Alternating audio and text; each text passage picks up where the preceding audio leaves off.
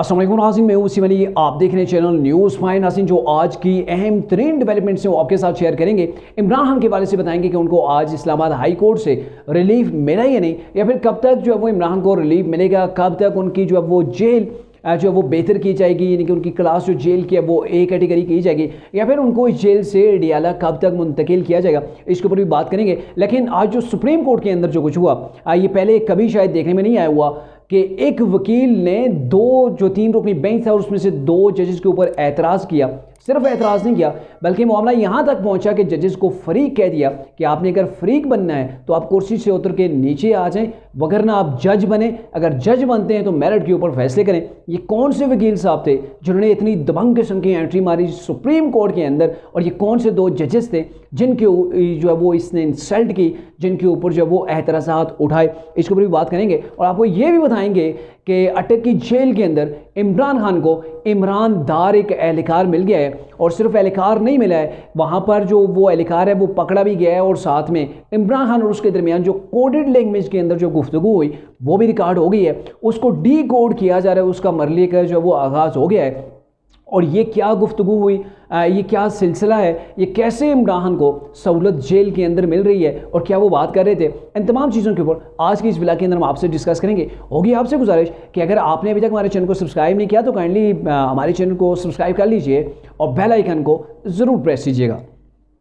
नाज़रीन, अगर सबसे पहले बात की जाए इमरान की सज़ा के वाले से, क्योंकि हर कोई ये सुनना चाहता है कि इमरान को रिलीफ कब मिलेगा। अभी इमरान को कितना रिलीफ मिला ये नहीं मिला, क्योंकि तरीके साहब के जो व्लॉगर्स हैं वो जो कह रहे होते हैं ना, वो अपनी ही टीम को, अपने जो तरीके इंसाफ के जो फैन एंड फॉलोइंग है उनको बेवकूफ़ बनाने की कोशिश कर रहे होते हैं, क्योंकि वो खबरें दे रहे होते हैं जी कप्तान ने पासा पलट दिया, कप्तान ने ये किया वो किया, कप्तान ने जो वो उल्टी चाल चल दी, को गवर्नमेंट के सर के ऊपर पड़ गई, जजेस के इख्तियार से काम जो वो बाहर हो गया। तो ऐसी ऐसी वो न्यूज़ दे रहे होते हैं, जबकि सारा कुछ उसके उलट हो रहा होता है। तो बेसिकली आज इस्लामाबाद हाई कोर्ट के अंदर इमरान की सज़ा जो है तोशाखाना केस के अंदर, उसकी मुअत्तली के लिए जो पिटीशन दायर थी उसके ऊपर जो वो प्रोसीडिंग हुई, उसके ऊपर आज समाअत हुई। और जो इमरान के वकील थे लतीफ़ खोसा, उन्होंने जो है वो आज आर्गूमेंट किया और उन्होंने ये अपील की, उन्होंने ये इस्तदा की कोर्ट से, सुप्रीम कोर्ट जो इस्लामाबाद हाई कोर्ट के चीफ जस्टिस हैं उनसे ये इस्तदा की कि आप फौरी तौर पर इमरान खान की सज़ा को मुअत्तल करें और इमरान खान को जो है वो रिलीज़ करें, मतलब उनको जो है वो ज़मानत के ऊपर जो वो रिहा किया जाए। तो बेसिकली ज़ाहिर है बड़ा सिंपल एंड जो है वो क्लियर जो ये केस था कि इसके ऊपर बिना फ्री कैन को सुने कोर्ट ऐसे फैसला नहीं कर सकती। तो यही कुछ हुआ। चीफ जस्टिस ने ये कहा कि यहाँ पे इतना मामला सादा नहीं है कि आप कह दें और फौरी तौर पर जो है वो हम इमरान के लिए या फिर जेल चेंज कर लें या फिर उनकी जो सज़ा है उसको मुअत्तल कर लें। तो इसके लिए प्रोसेस है, प्रोसेस ये है कि हमने दूसरे फ्रीक को भी सुनना है। और फिर चीफ जस्टिस ने 2 दिन के लिए, यानी कि कल की जो है वो इसके ऊपर समाअत नहीं होगी, परसों जाके इसके ऊपर समाअत होगी और परसों इसके ऊपर दोबारा, तब तक जो है वो अदालत मुलतवी, इस केस को मुलतवी कर दिया गया है। तो आगे अब देखना है कि एक जो परसों है, परसों इसके ऊपर क्या प्रोसीडिंग सामने आती हैं, तब दूसरे फ्री कैन को सुना जाएगा और उसके बाद जाके इमरान खान के लिए कोई न्यूज़ आ सकती है कि इमरान खान के लिए कोई नरमी की जो तवक्को है या नहीं, या फिर इमरान खान की सज़ा मुअत्तल होगी या नहीं। बेसिकली आपको एक और चीज़ बता दूँ जो बुनियादी तौर पर ये है कि इमरान खान की ये जो पिटीशन दायर की हुई है ये सज़ा ख़त्म करने के लिए नहीं है कि इमरान खान को जो नाअहल हो चुके हैं उनकी नाअहली ख़त्म हो जाएगी अगर कोर्ट ने फैसला दे दिया। ऐसा कुछ भी नहीं होने जा रहा। सिर्फ यह है कि इमरान को ज़मानत मिल सकती है, उनको जो सज़ा है अभी वो कैद के अंदर है तो वो बाहर आ सकते हैं और दोबारा से वो कोर्ट के सामने जो है वो पेश होंगे। तो ये चीज़ हो सकती है, लेकिन ये मत समझिएगा कि इमरान खान की सज़ा जो है वो ख़त्म हो जाएगी या फिर इमरान खान जो है वो नाअहल नहीं रहेंगे। वो केस जो फैसला था वो उसी तरीके से अपनी जगह बरकरार रहेगा। अब अगर बात करें जी सुप्रीम कोर्ट के अंदर जो कुछ आज हुआ, तो बेसिकली अगर आपको बताएं तो 3 रुकनी बेंच था, जो 3 रुकनी बेंच था जस्टिस याहिया अफरीदी की सरपरस्ती के अंदर ये बेंच था, जिसके अंदर जस्टिस मुज़ाहिर अली नकवी और जस्टिस हसन अजहर रिजवी, ये 3 रुकनी बेंच था, ये लोग शामिल थे। तो ये केस जो था ये अब्दुल रज़ाक शर जो वकील थे, कोयटा के अंदर कत्ल हुए थे, जिनके कत्ल का इल्ज़ाम इमरान के सर के ऊपर है। और इमरान खान ने सुप्रीम कोर्ट के अंदर एक पिटीशन दायर की हुई है कि ये जो बुनियादी तौर पर मेरी जो नामजदगी है ये गलत है, मुझे इसके अंदर नामजद नहीं किया जाना चाहिए था, ऐसे एविडेंस भी कोई नहीं है, बिना वजह के मुझे जो वो रगड़ा लगाया जा रहा है। तो इसके ऊपर आज समाअत थी और वहाँ पर जो अब्दुल रज़ाक शर हैं उनके जो बेटे की जानब से जो वकील किया गया है उन्होंने इसके ऊपर जो है वो आज वहाँ पे मौजूद थे कोर्ट के अंदर। उन्हीं और 2 जजेस के दरमियान गर्मा गर्मी हुई है। इन वकील का जो नाम है अमानुल्लाह कंड्रई जो है ये वकील हैं, काफ़ी दबंग किस्म के ये वकील हैं और इनके हवाले से ये तासर पाया जाता है कि ये कोर्ट के अंदर खड़े होकर प्राय रास्त इनके बिना किसी बहाने के, बिना किसी जो है वो ऐसी चीज़ के, वो डायरेक्टली तौर पर जो वो ऐसी बातें जो वो कर जाते हैं। आज इन्होंने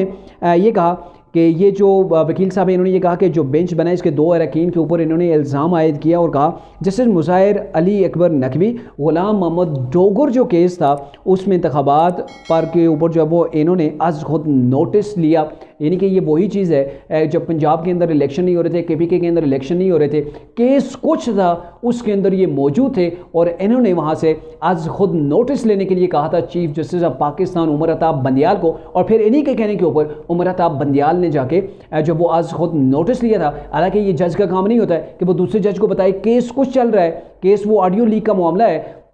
और उसके ऊपर जाके इन्होंने क्या कहा कि आप ऐसा करें, आप इसके ऊपर जो वो आज खुद नोटिस ले लें इलेक्शन के मामले के ऊपर। तो इस वजह से इनके ऊपर एतराज़ किया गया। जबकि हसन अजहर रिजवी के हवाले से इन्होंने कहा ये जूनियर जज के तौर पर तैनात हुए थे, इनके खिलाफ सिंध हाई कोर्ट में मुकदमा ज़ेर अल्तवा है और हमारे मुकदमे में मेरिट को जो है वो नहीं देखा जा रहा, मेरिट के मुताबिक हमारे जो वो मुकदमे को नहीं सुना जा रहा, जिसके ऊपर फिर बाद में याहिया अफरीदी ने बीच बचाव कराया। और इसके ऊपर जब इन्होंने ये इल्ज़ाम लगाए दोनों जजेस के ऊपर तो उन्होंने भी आगे से इसके ऊपर जो वो रिएक्ट किया। जस्टिस मुज़ाहिर अली नकवी ने ये कहा कि आपको इजाज़त किसने दी कि आप हमारे खिलाफ ऐसी बातें करें, हमारे ऊपर इल्ज़ाम लगाएं। हमें लगता है कि आपको जो वो इल्ज़ामात लगाने के लिए की जिम्मेदारी देकर जो हमारे पास भेजा गया था। जस्टिस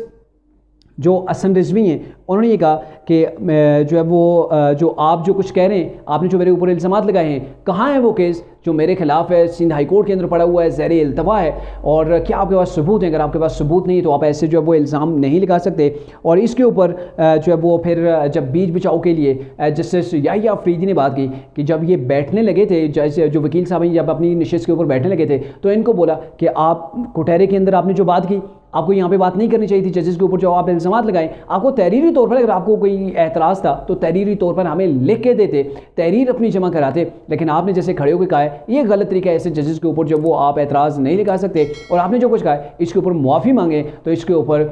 जो जज हैं जस्टिस मुज़ाहिर अली अकबर नकवी उन्होंने कहा जी मैं मुआफ़ नहीं करूँगा, एब्सोल्युटली नॉट, कोई किसी किस्म की मैं मुआफ़ी नहीं दूँगा।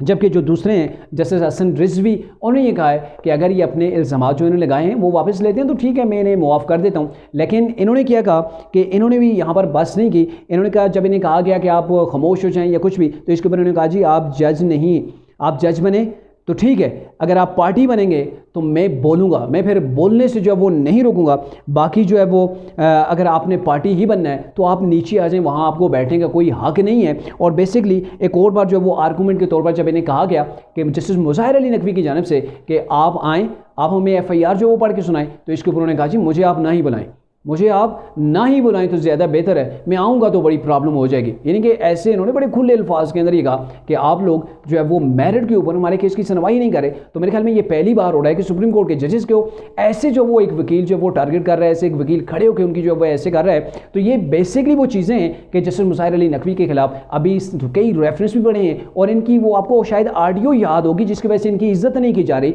तो वो ट्रकों वाली ऑडियो शायद आपको याद भी हो जिसके अंदर वो ट्रकों की बात की जा रही थी कि आप फैसला सुना दें, ट्रक भरे हुए जो है वो हमारे पास आपके लिए खड़े जो हमने आपको देने। तो ये बेसिकली बहुत सी ऐसी चीज़ें हैं जिसकी वजह से इन लोगों ने अपने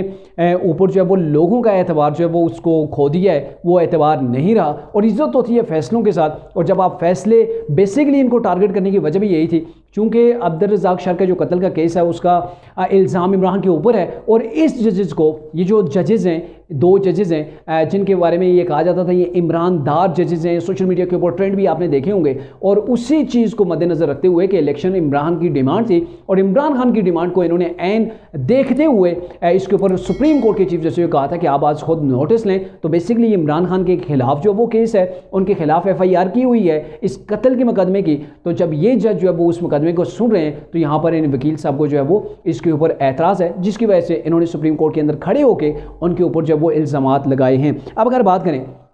कि ये इमरान खान को ये सहूलतकारी कैसे मिल जाती है कि आप जेल के अंदर बैठे हुए हैं, वहाँ पर पुलिस एहलकार है, वो आपको कोडेड लैंग्वेज के अंदर कुछ बता रहा है और आप उसको कोडेड लैंग्वेज के अंदर ही कुछ बता रहे हैं जो बात अभी तक कोई समझ नहीं सका। शायद अभी तक वो क्लियर भी हो गया हो कि क्या कहा जा रहा था इमरान की जानब से और क्या एहलकार ने कहा। बेसिकली इमरान की सिक्योरिटी हो रही है, भरपूर किस्म की सिक्योरिटी हो रही है, मे भी वहाँ पर कैमरे भी लगे हो सकते हैं, लेकिन ऑडियो के प्रॉपर सिस्टम तो चीज़ सामने आ गई है कि इनकी रिकॉर्डिंग जो है वो हो रही है। और ये जो रिकॉर्डिंग हो रही है, सबसे बड़ा इसका एक सवाल जो है वो पैदा हो गया है कि कैसे इमरान को हर इदारे के अंदर लोग मिल जाते हैं, क्योंकि इमरान ने ये पहले भी कहा था मेरे हर इदारे के अंदर लोग मौजूद हैं, मेरे जो लोग हैं वो काम कर रहे हैं, वो मुझे हर चीज़ जो बताते हैं। ये चीज़ वाकई में साबित हो गई कि इमरान खान ने पूरी स्ट्रेटजी के साथ पूरा एक काम किया हुआ है, पूरा एक उन्होंने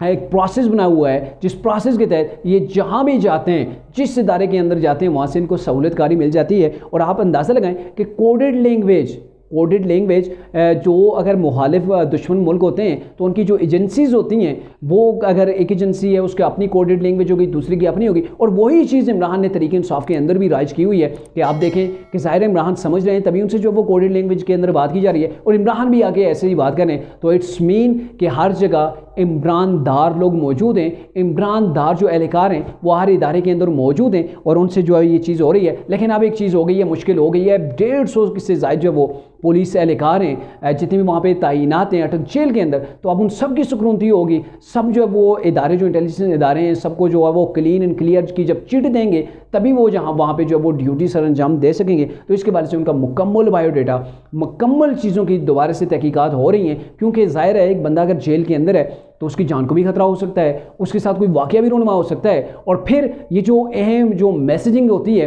कोडेड लैंग्वेज के अंदर, तो ये तो एक इंतहाई संगीन किस्म का जो जुर्म है और इंतहाई संगीन किस्म के ख़तरात भी लाके। तो इन तमाम चीज़ों से बचने के लिए अब फिर दोबारा से जो अब उन लोगों की सुकरूनती हो रही है और इमरान खान डेहला जेल के अंदर जाना चाहते हैं। मे भी शायद वहाँ पर इमरानदार एहलकार ज़्यादा मौजूद हों, या फिर इमरान को वहाँ पर एक तो उन्हें जिस्मानी जो वो रिलैक्स मिलेगा, क्योंकि वहाँ पर मुख्तलिफ ग्रेड हैं, यानी कि A grade, B category, C category जेल के अंदर हैं, तो वहाँ पर एक तो उन्हें वो मिल जाएगी, या फिर दूसरी चीज़ ये है कि इमरान को वहाँ पे सहूलतकार मिल सकते हैं